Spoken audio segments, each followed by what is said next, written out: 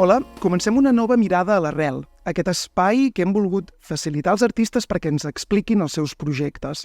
Avui coneixerem projectes de teatre, però durant aquestes 5 mirades a l'arrel, aquests 5 programes, us volem donar a conèixer els 18 projectes que conformen l'Obrador d'Arrel i que s'estrenaran en aquesta Fira Mediterrània que celebrarem del 10 al 13 d'octubre. Aquest Obrador d'Arrel és una eina de la Direcció General de Cultura Popular i Associacionisme Cultural del Departament de Cultura de la Generalitat i Fira Mediterrània. I aquestes mirades les estem fent amb la complicitat del Canal Taronja. L'Obrador d'Arrel és el programa de suport i d'impuls als artistes. I avui, com us deia, us parlarem de teatre, de molt teatre. Teatre d'objectes, teatre visual, una mirada a la memòria, al llegat, a l'herència. I ho fem acompanyats de 4 dels artistes que ens explicaran els seus projectes. Us els presento la Núria Lozano, de Paper. Hola, Núria. Hola. El Pau Gómez, que parlarem d'aquest escudellòmetre. La Maria Cambil, de Malsai Produccions. Hola. Calla, Judit, calla. Hola, Maria.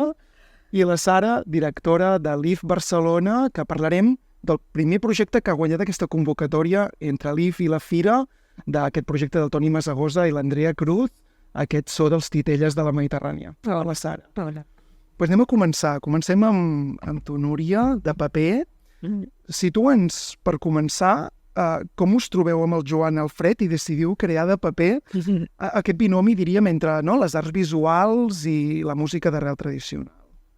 Sí, abans de Paper hi va haver un projecte que es deia Musiquetes de Paper, que venia ja d'un altre projecte, que era el Musiquetes per la Bressola, que va ser un disc que es va fer per les escoles bressoles de Catalunya Nord, en col·laboració amb l'Enderroc. Es van repartir moltes còpies en moltes revistes, i a partir d'aquí el vam portar en directe i vam fer una gira així bastant gran del concert aquest. Després teníem ganes de continuar creant. Llavors ens vam conèixer amb el Joan Alfred i ens va semblar que era una bona manera d'afegir-hi, de posar-hi un valor afegit, no? a la part visual. Ell se li va acudir fer els teatrets de paper i vam fer musiquetes de paper amb cançons modernistes de la Peles Mestres, de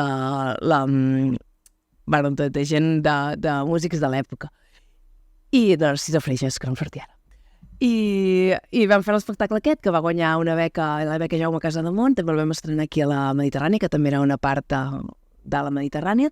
I llavors, a partir d'aquí, el Joan Alfred i jo vam decidir continuar treballant junts en un projecte nostre, que és de paper.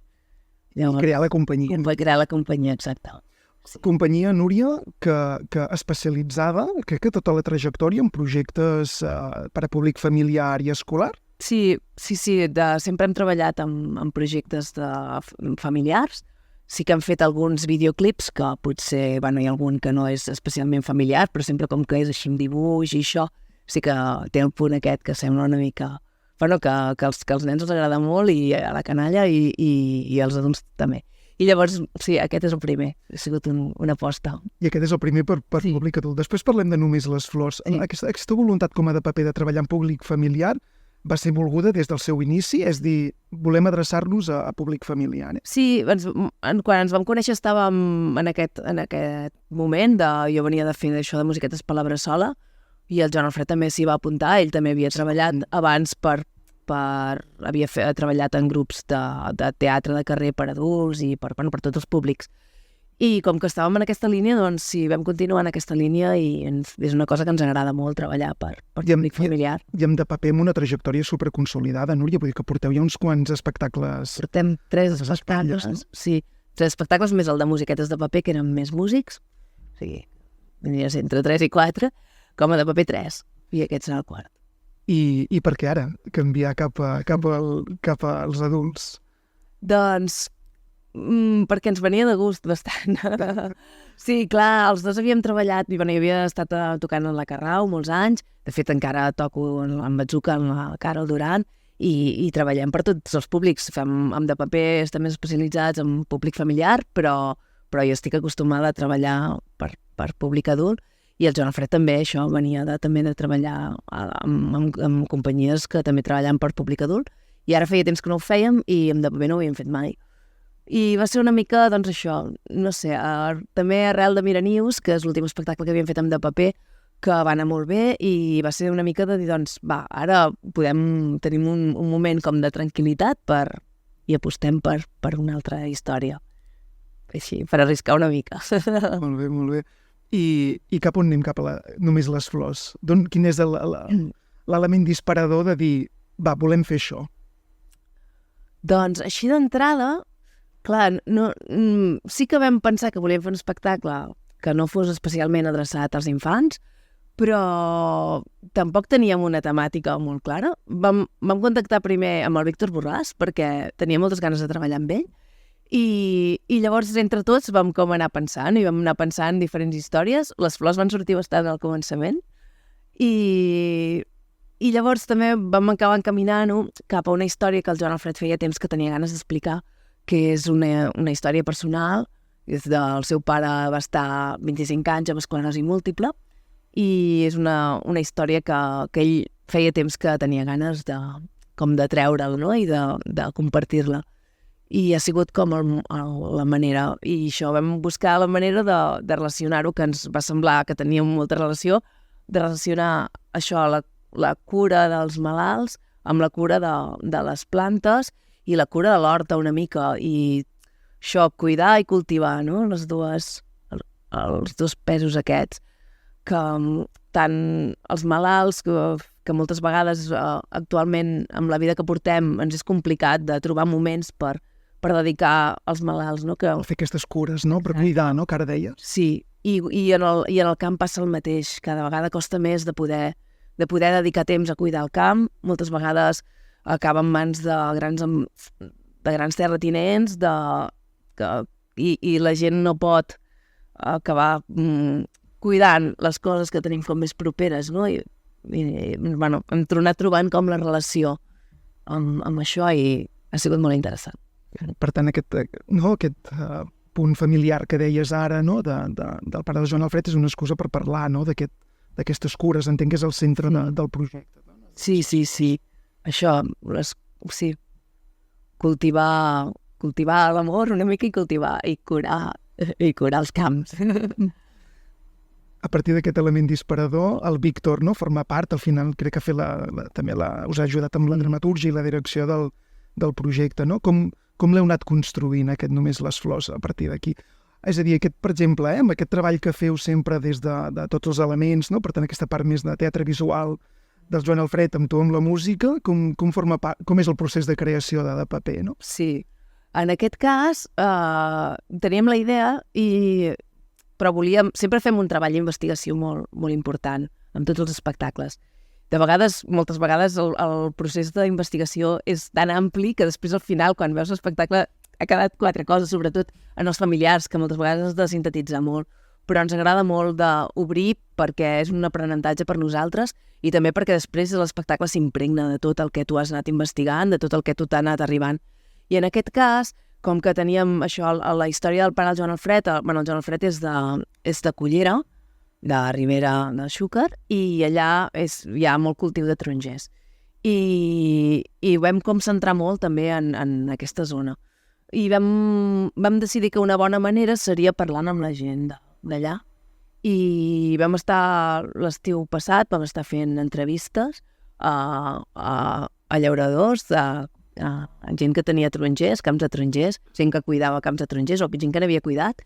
I també de passada, ja que érem allà i tot, parlàvem també amb els cuidadors que havien cuidat, la mare del Joan Alfred, que ha sigut molt important també, i la família del Joan Alfred com a cuidadors principals, amb alguns metges també, i després també això, amb els mateixos pagesos, cultivadors de tarongers o cuidadors de tarongers, sempre passava que quan anaves a parlar sempre tothom tenia un malalt a qui havia cuidat. Llavors era molt bonic perquè de seguida tothom trobava la relació, no? Com cuides un taronger, com intueixes què necessita, com cuides un malalt que no es pot expressar de la mateixa manera que nosaltres, i com vas veient què necessita i el vincle que es crea, no? Amb el camp i el vincle que es crea amb les persones. I llavors d'aquí va sortir tot molt de material.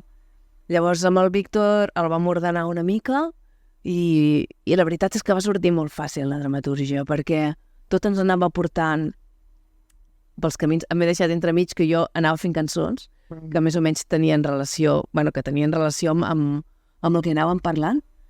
Cançons de nova creació?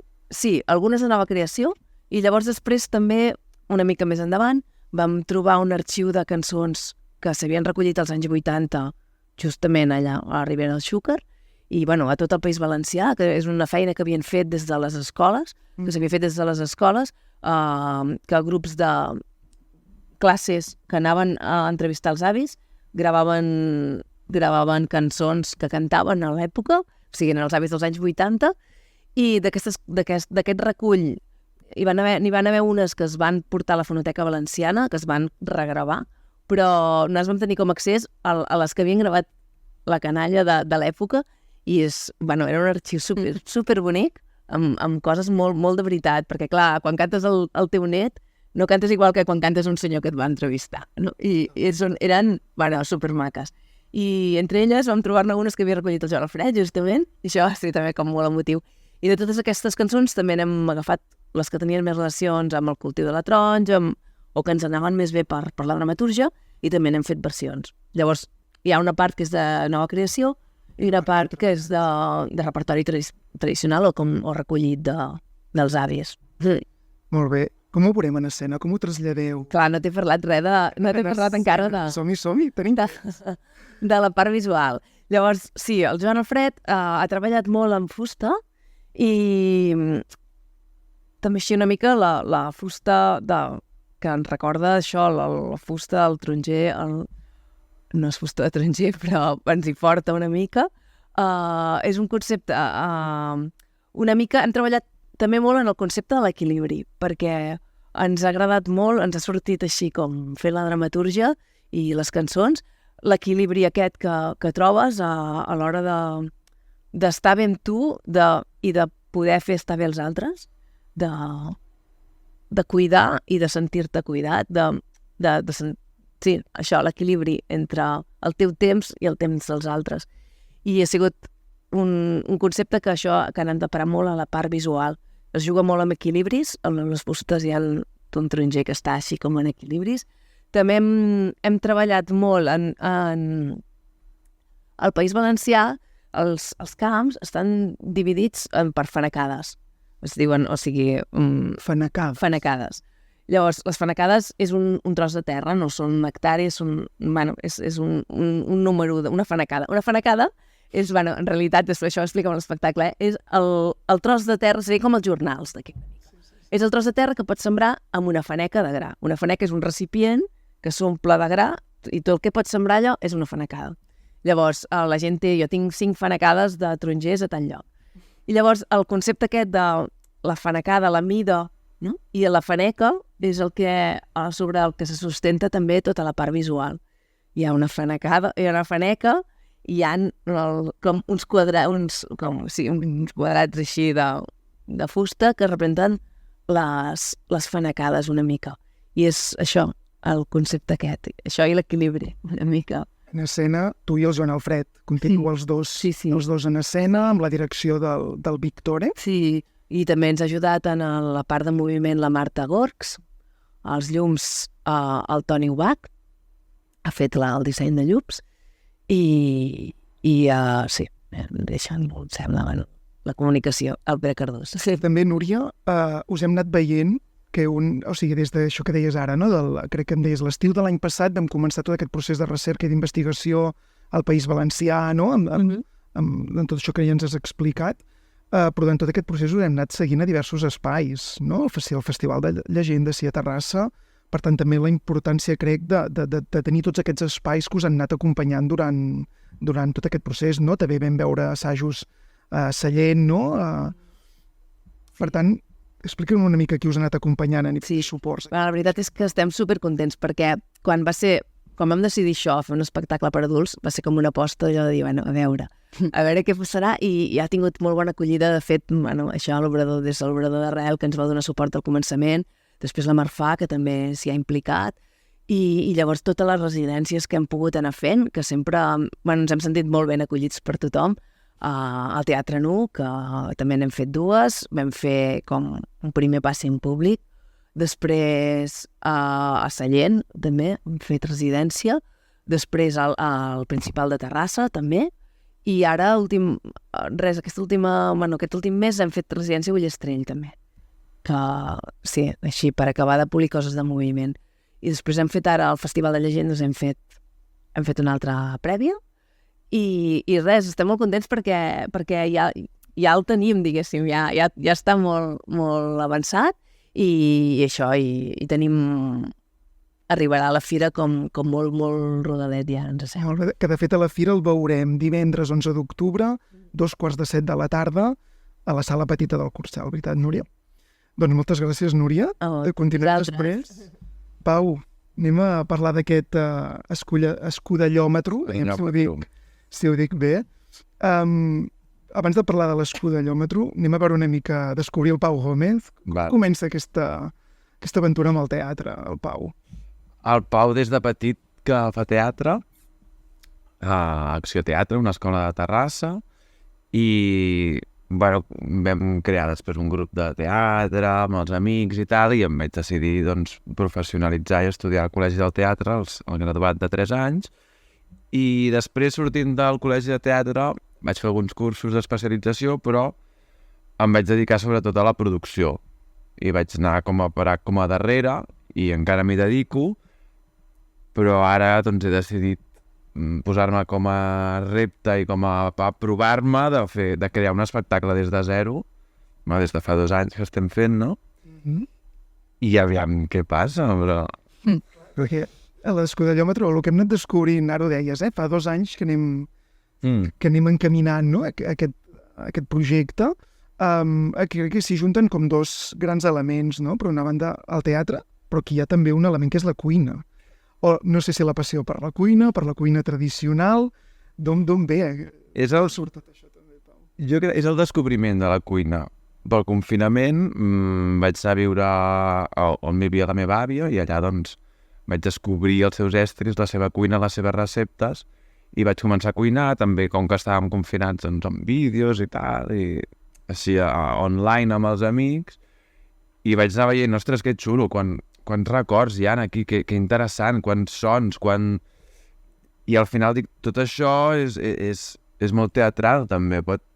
Si ho porto en escena, aviam què passa, no? I per això vaig portar a vídeos de xarxes, TikTok i tal, que va funcionar com a receptes, com a cuina, però vaig dir, vale, i si ho porto al terreny professional, si ho portem a l'escenari, què passarà? No ho sabia, jo tampoc. Clar, perquè d'aquí l'embrió és aquests vídeos que dius, no?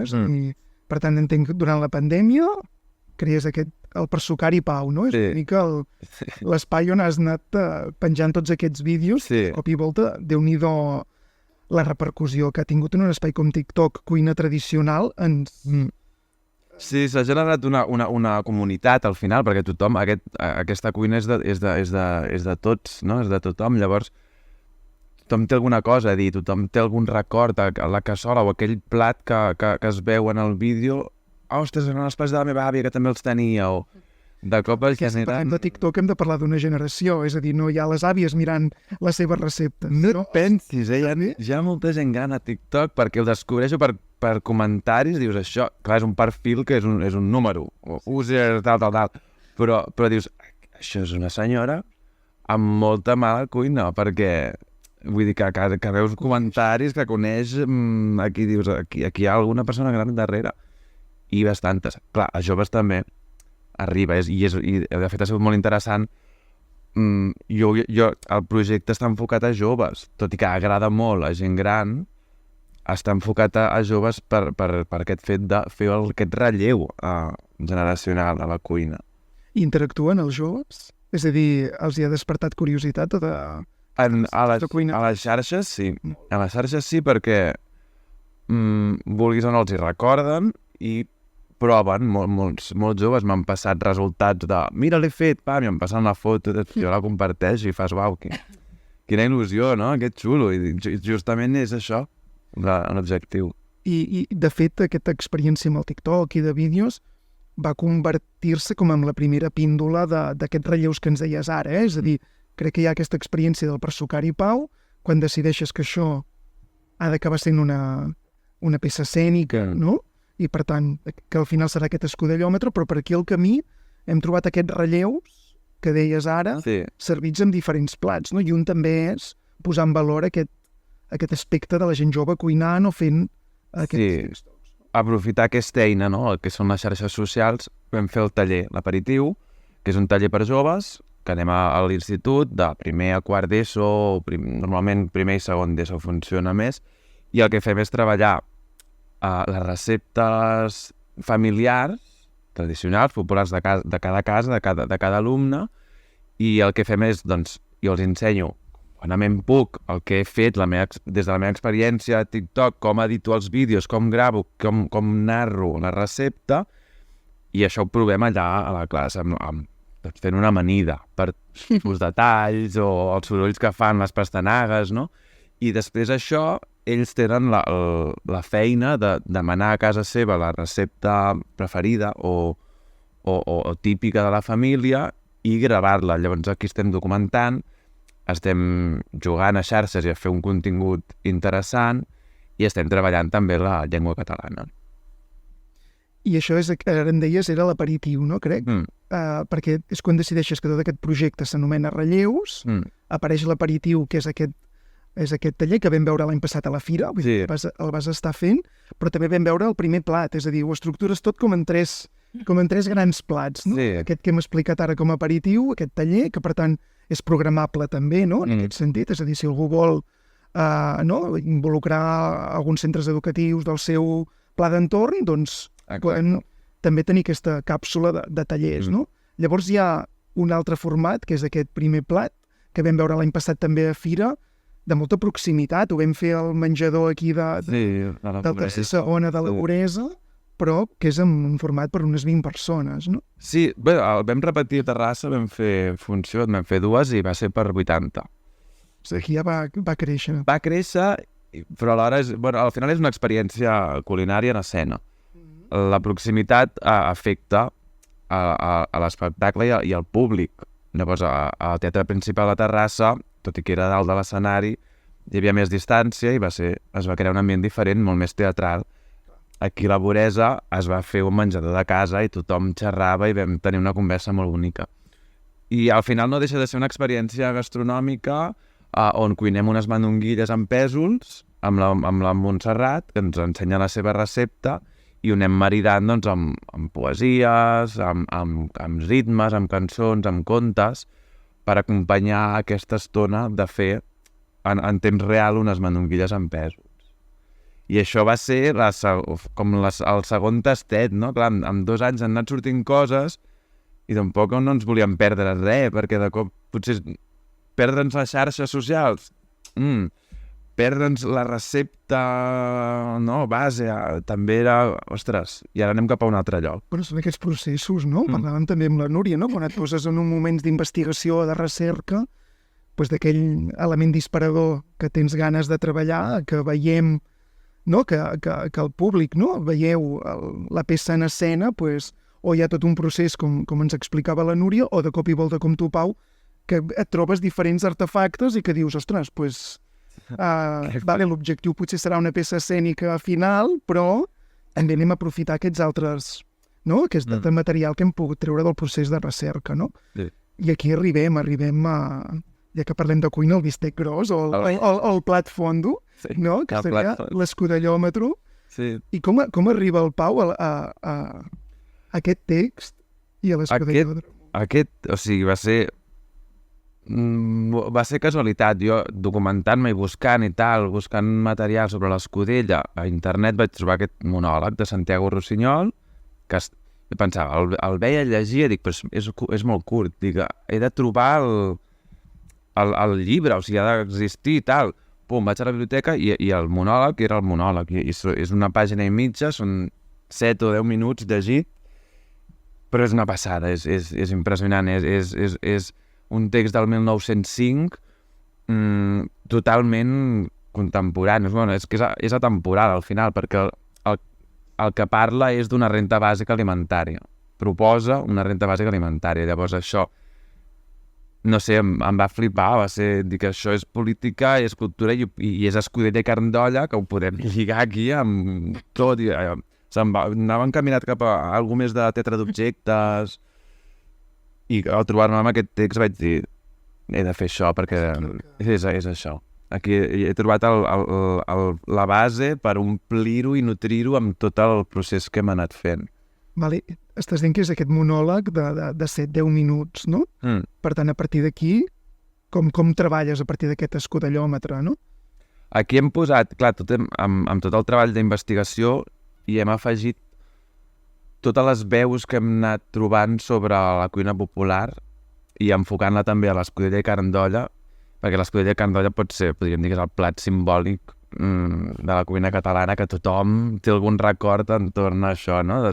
Doncs ha sigut superinteressant recollir totes les veus, tots els records, i estan posades dins d'aquest monòleg. És una adaptació, al final hem fet una adaptació molt més visual, hem barrejat textos, hem barrejat altres textos i també l'experiència real que hem trobat del procés d'investigació. O sigui, hi ha la veu de tot, la veu simbòlicament de tot un poble, que al final qui ha de cuinar, qui ha de preservar el llegat culinari som tots. Llavors està posat aquí dintre, ja que és polític, doncs li hem fotut canya en política. I aquí, ho deies ara, heu fet una recollida d'àudios, de records, no? De memòria, sí. Que tots segurament tenim sobre les parelles. Total. I els heu incorporat a la peça? Sí, perquè el personatge d'aquest monòleg, que és Santiago Rossinyol, el pinta com un boig, l'estereotip de boig, no? Però nosaltres hem volgut fer que el públic pugui entrar en la ment d'aquest personatge i hi ha coses molt estranyes, no? Però que cada cop és divertit, però el personatge al final és super sensible, és super fràgil i té una idea meravellosa, que és fer unes olles gegants per abastar tota una ciutat amb escudella i carn d'olla gratuïtament a totes les aixetes de totes les cases, no? Aquesta renda bàsica. Aquesta renda bàsica, i quan hi hagi escudella, doncs s'aboliran les classes, els privilegis, els burgesos sobretot, que sempre temptava Rossinyol. Clar, té un punt divertit, però entrarem des d'una altra banda. Més emocional i amb aquesta representació una mica de tot el treball de la cuina popular, al final. Explica'ns una mica l'equip. Qui t'ha envoltat? M'he envoltat, tinc en Joan Maria Segura, que m'ha ajudat a fer la dramatúrgia i la proposta escènica, l'Alba Valldaura, que m'està fent la direcció escènica, Maria Rueda i l'Embarral a la producció, en Marc Balsac, que està fent la producció musical, i llavors tenim la Júlia Balló, de suport. O sigui, tinc un equip meravellós, la Mariona, que sempre acostumem a treballar junts perquè cadascú aporta el seu granet de sorra i la seva visió, i de cop jo estic sola a l'escenari, però tinc un equip de luxe que tota l'estona estan allà i ha sigut molt, molt, molt, molt interessant. A la fira ho veurem, si no m'equivoco, dissabte 12 d'octubre a les 4 de la tarda, també a la sala petita del Cursà. Us passareu el relleu amb la Núria Joan Alfred, per tant veurem aquest escudellòmetre, Pau, i seguirem descobrint tots aquests relleus, que de fet crec que una cosa bonica d'aquest obrador és que anem veient créixer projectes com el teu, no? L'hem anat veient cuinar a foc lent, si em permets el símil culinari, no? D'anar veient amb aquests 2 anys, el vam presentar, crec, fa 2 anys, justament, no? Aquesta voluntat, doncs una mica posar en valor, no? Amb la Núria ho dèiem ara, els espais, no? I tot aquest procés, que és un procés de creació i també de que les idees no es fan realitat en poc temps, sinó que cal un temps de treball per arribar-les a veure. Total. Molt bé, Pau, gràcies. Maria. Hola, Jordi. Soni, anem a parlar de Calla, Judit, Calla. Ho he dit bé, ara? Superbé. Superbé. Explica'ns una mica, per començar, Maria, qui sou Malsai Produccions? Doncs, com arrenquem? Malsai Produccions neix quan vam fer el meu treball final de grau a l'ERAM fa 2 o 3 anys. Vaig escriure una peça i dirigir una peça, actuar, produir, que es deia Anomalia i Excepción, però ja érem el mateix equip, que era la Clàudia Ferrer, que feia d'actriu, com ara, i en Carles Vidal Ramos, que ell és músic i amb la companyia sempre treballem amb música en escena. I bàsicament Malsai som nosaltres fent les nostres ulletes. Sí, bàsicament això. Aram, Girona, És Sí. un nucli important. Sí, bueno, Girona està creixent culturalment, però l'ERAM és a Salt, igual que ho és el Canal, però sí que estan supervinculats. L'ERAM és una universitat superjove de la que hem sortit en un parell de generacions tot de companyies que ens estem trobant molt en el circuit i que està sent molt bonics, sobretot amb una manera de treballar més conjunta, segurament, més d'ajuda entre companyies, d'escoltar-nos, de veure'ns, de generar xarxa, de que, de fet, organismes ens estiguin coneixent també i ens vulguin acompanyar i està sent super agraït. Tot i que cada companyia treballa a la seva manera més única, no? Quina manera, aquesta manera única que dius, si haguessis de definir Malsai, quins elements creus que són aquells que us estan definint com a companyia? Doncs jo crec que és el treball del text de mà del treball d'espai sonor en directe, no només el que pot arribar a veure el públic, sinó la manera de construir les peces neix una mica d'aquí. Sí que neix de reflexions, la veritat, les peces neixen d'un dia que jo apareixo, sempre les tres és, jo apareixo i dic, ei, per què no fem això? I després tots s'engresquen de cop, no? I els hi ve molt de gust treballar-hi. I llavors parteix de una investigació ben profunda, llavors un treball de text molt vinculat a l'espai sonor. I Calla, Judit Calla és ben bé això. Va per aquí. Abans de Calla, Judit Calla, Sí, teniu, com a Malsai Produccions, si no m'equivoco, 2 produccions anteriors. sí, podríem dir una i mitja. La primera va ser Anomalia i Excepción, que bé, era un treball final de grau, però va sortir molt bé i vam fer una gira, després la vam professionalitzar. Del 2022. Sí, i estava... Que parlem de fa 2 anys. Parlem de fa 2 anys. Llavors la vam estrenar allà al Canal i sí que vam fer alguns bolitos i era una peça ben diferent a la que estem fent ara, que ella era una autoficció en la que jo plantejava si jo era culpable o no de la mort dels meus pares. Llavors jo podia ser un assassí o no ser-ho, no? En canvi, la versió aquesta o l'adaptació de l'Un Ningú i 100.000 de Pirandello és una peça ben curta perquè realment hem adaptat com els primers capítols de la novel·la, però que té una entitat per si mateixa, no? És una peça més petita, per això dic que és com mitja peça, que si mai es dona la casualitat i ens ve de gust ja l'allargaríem. És una reflexió sobre la identitat. De cop el protagonista un dia descobreix davant del mirall, de fet la seva dona li fa descobrir que té el nas tort, i mai se n'havia donat, i ell tenia 27 anys, l'edat que jo tinc ara, llavors, la vam com voler agafar. I llavors va venir Calla, Judit Calla, que un dia li vaig comentar a l'estimat Jordi Duran que tenia una idea i em va dir fes-la al Z, i això va com desenvolupar, però sí que la manera de treballar segueix sent la mateixa, l'únic que no és ni una autoficció ni la peça d'una altra, sinó una història inventada nova. Explica'ns aquesta idea o aquest element disparador de la peça, quin és? El disparador. Jo en Jordi li vaig explicar, estàvem fent una canyeta, i després del Festival Z, de fa 2 edicions. Després parlarem del Z. Després parlarem.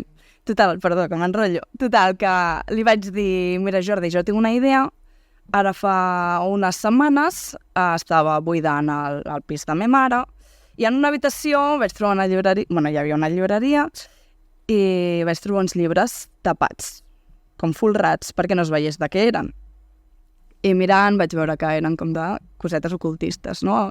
El que em va cridar més, o un dels que em va cridar més l'atenció era un de psicomàgia, altres eren com coses més comunes, no? Com de pedres, minerals, com de plantes, coses que avui en dia són molt més comunes, com ho pot ser també l'horòscop, el tarot i tot plegat. Però bé, una de les coses que em va sorprendre també és que d'aquests llibres que estaven ocultats un tenia notes del meu avi. Llavors jo vaig entendre que jo estava heredant uns llibres de la meva mare, aquesta temàtica, que ell havia heredat també del meu avi. I llavors a mi se'm va encendre la bombeta. Li vaig explicar en Jordi i ell em va dir investiga sobre la bruixeria. I m'hi vaig posar. I sí que vam llegir Caliban i la bruixa, poder l'heu llegit, és un llibre superrecomanable que parla de la història realment de la dona en la transició de l'època feudal al capitalisme a l'època capitalista industrial fins ara. Però, clar, a casa meu sempre hi ha hagut alguna cosa de... Hi ha una part de la meva família que diu que percep presències. Llavors vam anar a encaminar-ho i acotar-ho més cap a l'espiritisme. I aquí ve la cosa. Perquè no parla de bruixeria, de peça, però sí que entra l'espiritisme. L'espiritisme va ser un moviment que va arribar a Catalunya a meitats del XIX i justament neix com una contrapartida a tot el que era l'Església Catòlica i estava molt vinculada a tots els moviments llibertaris d'aquell moment i també l'anarcosindicalisme, el llibertarisme, el veganisme, molts ismes d'aquell moment. Clar, jo vaig flipar, perquè en el moment en què vaig entendre que tota aquella amalgama de gent, de dones, que hi havia hagut dones... començar a descobrir que hi havia hagut dones que havien liderat tant el moviment espiritista que, clar, era com democratitzava l'espiritisme, democratitzava una mica el gènere, no, diguéssim, i tanmateix la lluita sindical també havia sigut liderada per moltes dones, per tot el tema de la indústria tèxtil, moltes dones hi havien treballat, i vaig flipar, vaig dir, doncs aquí posarem la història. Per què no? De fet, això és com el context, realment la peça va d'una noia que es diu Judit. Sí, una noia que es diu Judit, que és una noia ben jove, d'uns 17-19 anys, ella treballa en una fàbrica i no té clar si hi vol estar. De fet, no té gaire clar res, ella vol anar a córrer pels camps, a agafar pomes, nespres, anar al riu, a jugar amb les criatures. Ella, viure per ella, és allò altre, i poder no és quedar-se tancada, i ella, quan veu que la resta també està en la mateixa, els diu, vinga, va, per què no foteu el camp? I la resta li diu, bueno, calla. Poder no ho veuen factible, no? D'aquesta manera, poder més naïf, més innocent, però que realment és molt sòlida, també, no? L'altre dia estàvem fent unes entrevistes per trobar algú nou per la companyia. Una persona ens va dir, és que jo estic en conflicte, em veig a l'oficina i de fet jo vull estar al sol, no? Que em doni el sol. I jo pensava, és que això és el que li passa a la Judit. Tot i que ella, poder per deliris, pel que sigui, la porta a uns llocs una mica més pertorbadors. I just a casa seu hi ha alguna coseta que la pertorba. I un dia, en una reunió més aviat clandestina, li ofereixen formar part d'un grup sindical perquè ella sap llegir i escriure i creuen que les poden ajudar. I tanmateix en aquella reunió fan una sessió espiritista. I ella, en aquesta falta de motiu per viure, no? Perquè no pot fer ni una cosa ni l'altra en pau, comença a agafar-se aquestes dues coses per trobar un motiu per fer i per viure. I, bueno, ja veurem què passa. I escènicament, Maria, perquè a la fira ho veurem a l'Anònima, a un dels espais de l'Anònima. La peça l'has concebuda a nivell escènic per veure-la en espais no convencionals? Per nosaltres tenia molt de sentit fer en espais no convencionals. De fet, quan vam fer la primera residència, jo buscava un espai que hi hagués hagut vida i que ja no.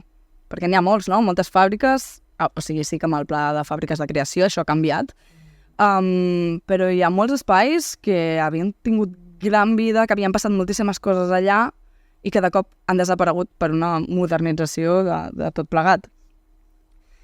I llavors, justament a la sala Kropotkin, a Salt, al Canal, va néixer allà la peça i per nosaltres va agafar moltíssim sentit perquè com ella treballa en una fàbrica, com allà hi han passat coses, i hi ha una cosa d'aquests espais que fa que tot es pinti d'un color.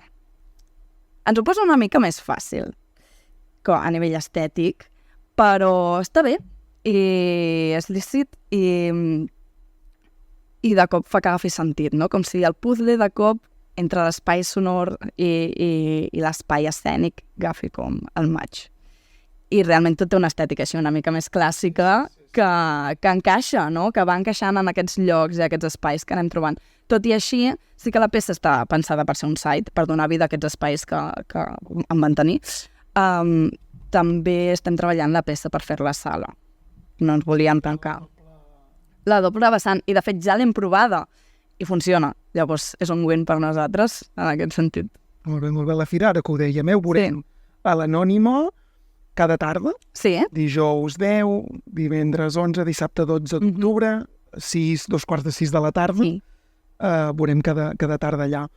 Anem al Festival Z. Anem a Zeta. Que hem anat parlant amb la Núria Pau, també ho hem fet, amb la Sara com ahir en parlarem segur, no? De les col·laboracions, de xarxa entre festivals, entre equipaments, entre espais.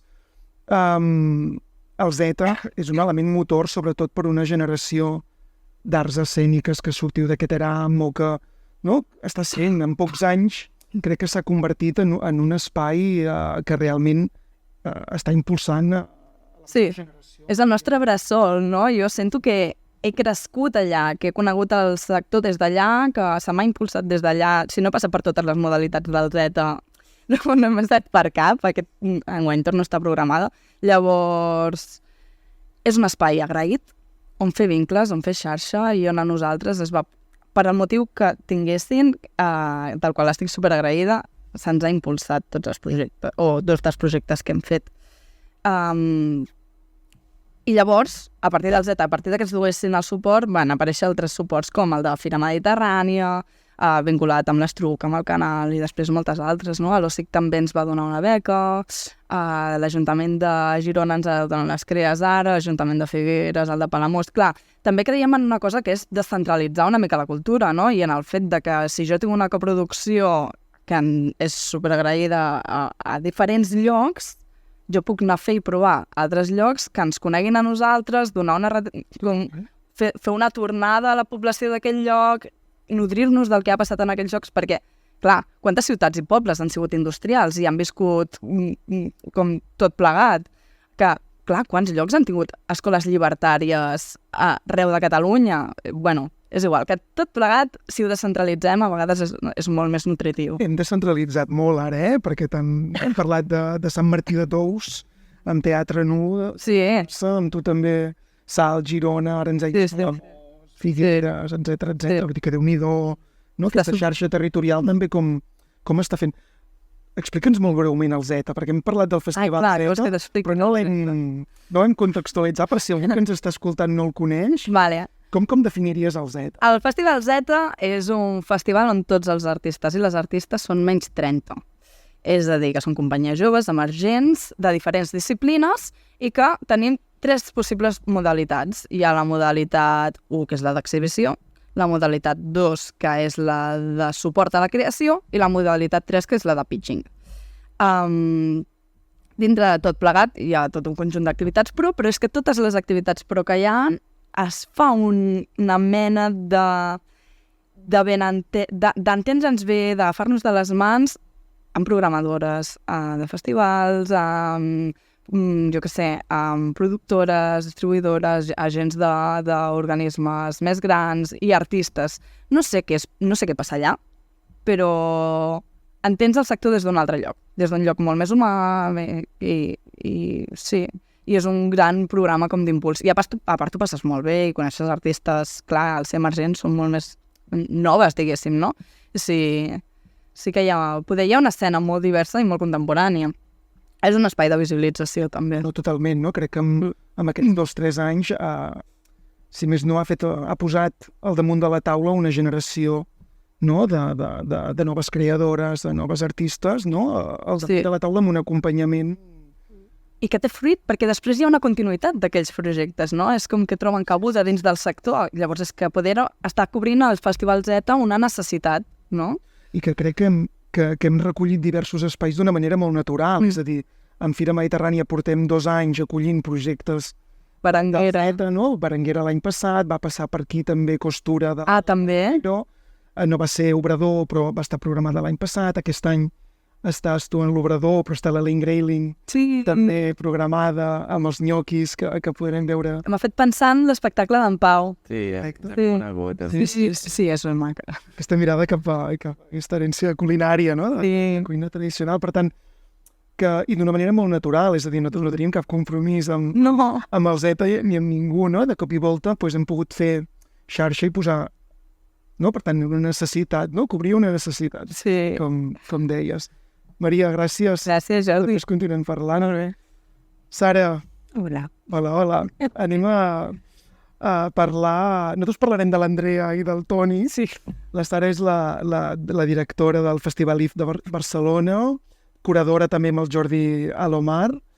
Per situar, Sara, abans de parlar del projecte del So dels Titelles, parla'ns de l'IF Barcelona, que és aquest festival i què esteu fent.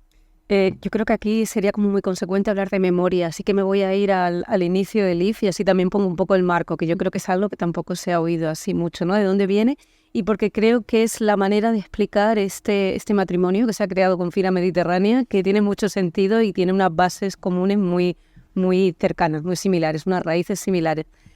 El IF comienza en el 2015 en Santa Mónica ahora, y comienza con una gran exposición de titellas. Esta exposición además se acompaña con un catálogo donde hay 7 ensayos desde 7 puntos de vista muy diversos, y de estos ensayos 3 de los autores están también en un simposio que se hace ese año y además tiene exhibición. De esta manera establece unas bases. Por un lado, que IF aúna la tradición, porque si hay un arte milenario son los titellas, que son incluso anteriores al teatro, pero se meten en un marco de centro de arte contemporáneo. Y por otro lado, esta cuestión de no solo de hibridez de las piezas que se hacen, que son transdisciplinares la mayoría, sino también de hibridez o de multidisciplinaridad en cómo es la exhibición en el momento de formato festival, ¿no? Tienes divulgación, talleres, investigación. Bueno, hay como muchas distintas formatos a la hora de exhibir dentro del festival. Sí que desde ese momento se decide hacerlo bienal, entonces un año enfocan más hacia la divulgación y la creación y investigación a lo largo del año a través de las residencias, y otro año más en exhibición, como lo que sería pues un festival más al uso, yo ya diría hace tiempo, porque ya poco a poco un festival ya no se trata solo de exhibición. Sí. Por esta cuestión de aunar la tradición y la contemporaneidad, y por esta otra cuestión de que al final es un festival con esta hibridez donde hay pues música y hay acompañamiento de creaciones, estas dos cosas yo creo que lo unen completamente con la Fira. Y una tercera, que IF funciona a través de colaboraciones y de un trabajo en red. No tiene una sede específica, sino que, empezando por Santa Mónica, que es nuestra primera casa, pues se han ido uniendo una serie de equipamientos de la ciudad de Barcelona, de Sabadell, de Manresa, Palau Zulita y Plegamans, el Artesà. Bueno, por ejemplo, este año, si no me olvido ninguno, voy a mirar la chuleta. En este año seguimos con Mercat de las Flors, que hace un par de años que se empezó a colaborar, Institut del Teatre, que es uno también de los históricos, Struc, que lleva también muchos años, Santa Mónica, que es donde se inicia el festival, el MIT, que acabo de nombrar, Palau Zulita y Plegamans, que es un museo del Titella, el Artesà, en el Prat, que también es otro de los recurrentes ya desde hace unos años, La Baica, que es un espacio autogestionado por una compañía que se llama La Baica, tal como el espacio, de titellas, el Centre Cívic El Sortidor. Este año entran Manac, también La Caldera, la Fundación Brossa y la Model. O sea que al final es un festival que trabaja en una absoluta xarxa y de alguna manera también con una curaduría compartida, porque al final es un diálogo con cada uno de estos equipamientos. I d'aquí, de fet, ara estaves explicant molt bé, és a dir, Sí. no? Aquests elements motors de l'IF, no? Aquesta memòria, no? Aquesta tradició contemporània, aquest diàleg memòria-contemporaneïtat i el treball en xarxa, no? Són com dos dels grans elements motors de l'IF, i de fet d'aquests elements motors és on surt la convocatòria que hem fet conjuntament Fira i IF, no? Quina voluntat, explico tu, Sara, quina és la voluntat d'aquesta convocatòria que Fira y IF hem fet? Pues sobre todo una voluntad de continuidad. O sea, hemos hecho, este es el primer año y la idea es que continúe y que vaya creciendo también. Ahora estamos 2 cómplices, la idea es que esto también vaya en aumento para que pueda haber más apoyo a las compañías que se seleccionen. En principio tiene un apoyo económico y un apoyo en residencias artísticas y pues conseguir que esto cada vez vaya más y también que este acompañamiento sea cada vez mayor, que está Margarida Troguet, con las compañías, que también espero que sea parte del proyecto a lo largo de los años. Y también en exhibición, porque luego el proyecto seleccionado està en ambos, en la Fira i en IF, no? Exacte, no? Vam obrir aquesta convocatòria, vam rebre una 50 de projectes, si no m'equivoco, Sara. Sí. No? Llavors hi ha hagut un projecte seleccionat, que ara en parlem, que és aquest El so dels Titelles, i hi havia un suport, un suport a la creació i producció, més aquestes residències vinculades doncs, en cada un dels espais, no? Tant Fira Mediterrània com a IF, ¿no? Que al final para nosotros hace una fórmula también como de crecer porque, o dar más apoyo porque ya tenemos residentes dentro de IF que estaban, solamente y que van a seguir estando, ¿no? Pero bueno, sumar uno más donde podemos hacer un poquito más de apoyo. En cuanto al proyecto seleccionado, hay una cosa curiosa, cuando he dicho que IF comienza con una exposición de titellas, que al final aunan tradición y contemporaneidad, porque y en esta exhibición son titellas, pero también hay otra serie de dispositivos alrededor del arte contemporáneo. El proyecto seleccionado nos lleva un poco al inicio, ¿no? Este es el 10º aniversario de IF, por cierto, y con este proyecto yo creo que como que estas bases establecidas comunes que tiene Fira IF se enraizan, ¿no? O se visibilizan, y por otro lado, vamos a volver a hacer esto, que es como hacer una recopilación en este caso, del Titella Mediterráneo, pensando en tradición y contemporaneidad. Andrea Cruz tiene un trabajo más, ella proviene como del arte visual, de alguna manera, y va a hacer esta instalación, una instalación sonora y visual, mientras que Toni Masegosa es un clásico del Titella, ¿no? Del Titella Mediterráneo. Y la idea es que en este dispositivo de instalación Toni haga una serie de intervenciones tradicionales, ¿no? de titella de guante català, con lo cual al final, Exacte, ara ens estaves explicant ja quin és el projecte guanyador, que és aquest El so dels Titelles de la Mediterrània, de l'Andrea Cruz y el Toni Masegosa, que s'han trobat per aquest projecte, ¿no, Sara? Sí, ellos se conocen y colaboran de hace tiempo, y Andrea Cruz ya ha estado en IF. Esa es otra cosa que nosotros también tendemos a programar una y otra vez o apoyar a los mismos artistas. Para nosotros eso es casi un statement, ¿no? Un posicionamiento, ¿no? Ya ha estado el artista programado en tal festival. Para nosotros es al revés, ¿no? Que yo creo que eso también se comparte con la Fira. Sí, Estás acompañando a alguien, pues le acompañas en los siguientes proyectos también. Sí. Y en el caso de Andrea ha sido un poco así, y Toni y ella han hecho colaboraciones, pero yo creo que un proyecto así, no me quiero equivocar ahora, porque tampoco conozco tanto las trayectorias de los dos, y lo mismo sí que hicieron conjuntamente algo, pero yo creo que un proyecto ya formal así es la primera vez. Exacte, per entendre el projecte, per exemple, aquí a Manresa estan instal·lats a una de les sales d'exposicions temporals del Museu del Barroc, del Museu de Manresa. Estaran instal·lats allà, crec que dels 3 dies de fira, divendres, dissabte i diumenge. Per tant, igual que es va visitar el museu, es podrà veure la instal·lació, és a dir, és un projecte, no?, que tindrà aquest format instal·latiu i que a primera hora del matí i a última de la tarda, més o menys com ho hem fet, crec que és a les 10:30 del matí, a 2:45 i a 3:45 de la tarda, hi haurà aquest moment que el projecte es dispara, no? I passa alguna cosa que durant 30 minuts és el que hem marcat com a actuacions, no? Per tant, és un projecte instal·latiu, però en què també hi passen coses. Hay una activación, ¿no? Sí. Dentro del marco de IF, será también similar, porque van a estar una semana en residencia en el Struc, y el sábado lo que harán será tener todo el día la instalación disponible para visitar, y no tenemos los horarios todavía nosotros, pero yo creo que habrán 2 intervenciones a lo largo del día, horario por determinar, y igual, ¿no? Pues donde activarán esta instalación, y Toni Masegosa, pues son titellas, por cierto, que muchos pertenecen a su colección, o sea que también seguramente que se retoman pues fragmentos de sus propias piezas, que es alguien, eso es histórico, lleva toda la vida trabajando el titella, y es una manera, yo creo que también como de comenzar esta colaboración desde la raíz más tradicional con un dispositivo contemporáneo. Y el siguiente paso vamos a ver el año que viene. Exacte, la idea és que continuï a haver-hi col·laboració.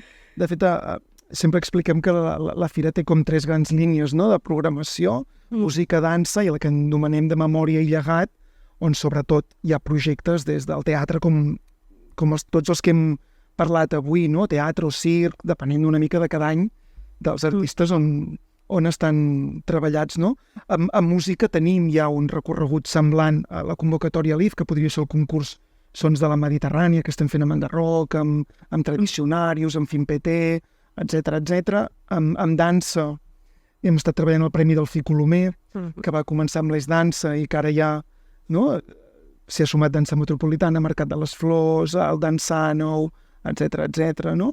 I ara és aquest embrió que estem sembrant amb l'IF, doncs a veure si aconseguim que ramifiqui, no? I que els propers anys ho puguem fer. De fet, avui hem parlat molt d'aquesta mirada cap a la memòria i cap al llegat, no? Lligat una mica amb el Zeta, cada any que he vingut al Zeta, Maria, la vostra generació, que amb una mirada molt cap a l'herència familiar. Hem parlat abans de l'Helena Romero, costura, de la seva àvia fent costura. Tu revisitant uns llibres que et trobes a casa també d'herència familiar. Ara parlàvem també amb tu, Sara, de memòria.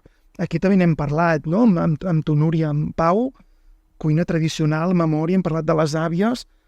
Hi ha una mica una tendència actualment, no? La percebeu, aquesta mirada, sobretot de generació jove, Sí. a intentar, no sé, mirar cap a la memòria, cap al llegat, o què creus que és, Maria, tu com a més jove de la taula, diguem-ho així? Mira, ara, o sigui, és una cosa que havia notat. Penso que hi ha una crisi amb l'actualitat molt clara, no? I crec que és una crisi amb o sigui, jo crec que això neix d'una crisi, i quan hi ha una crisi moltes vegades es va buscar el passat. A vegades porta el poder de doctrines més feixistes i a vegades simplement una reflexió per tirar endavant, no? Revisitar la història és important. I revisitar qui som, no? I d'on venim. Sí, no sé, crec que va donar reflexió de tot, no? Ara s'estan veient moltes reflexions en escena, fins i tot de la mort, de l'amistat, de coses molt essencials, però tanmateix penso que ve molt del jo, no? D'aquesta cultura que hi ha ara, no tant en lo col·lectiu, sinó més hi ha un viatge cap al malic. Poder és una mica una barreja, tot i que del jo també neix el nosaltres. Llavors, no sé, així fa reflexionar una mica sobre el tema. Sí, perquè a més també ens està amb música, Per exemple, Núria, també estem vivint uns moments de molts artistes anant ens heu explicat aquí el cançoners, no? Per tant, d'anar a visitar també cançoners amb dansa, també ens estem trobant amb molts projectes revisitant folklore. L'altre dia teníem també la Inca Romaní parlant d'aquest projecte del fandango de Llora a partir de les danses urbanes. És a dir, hi ha aquest fil, no? Jo crec que actualment, com està el món, amb fàcil que és arribat, o sigui que tot ens arriba a les cultures de tot arreu, que a vegades la globalització és més ferotge, també surt la necessitat de sentir-te que pertanys a alguna cosa i buscar les teves arrels, no? Buscar la teva identitat i buscar la teva singularitat, en el fons, i buscar també la teva comunitat, buscar la gent sentir-te comunitat, part d'una comunitat més petita que el món, que és molt gran. Jo crec que és una mica això també que ens passa. Poder ve d'aquí, Acabem de dir el mateix amb un vocabulari diferent. Sí. Sí, jo estava pensant el mateix. En un món globalitzat on tothom es vesteix igual, buscar casa, buscar-te tu, trobar les teves arrels, et desconnecta positivament de dir, vale, això és casa meva, jo sóc diferent, no? Ens ho imaginem, però crec que és casa i cada casa és... I també jo crec també que és molt important sentir-te part d'una col·lectivitat que no existeix. Comunitat, no? Una comunitat d'aquest joc que deia de mariats, no? Sí. No? Sí, per això perdó. No, deia del viatge del jo al nosaltres, ¿no? Sí, también como de reapropiarse y revisitar la tradición desde otro lugar que nos pertenece a todas. Y durante un tiempo parecía que no. Yo creo que eso también es un acto político también, claro. La lectura de la tradición, ¿no? Totalment. Moltíssimes gràcies, Sara, Maria, Pau, Núria, per explicar-nos els projectes i ens veiem a la Fira Mediterrània. Moltes gràcies.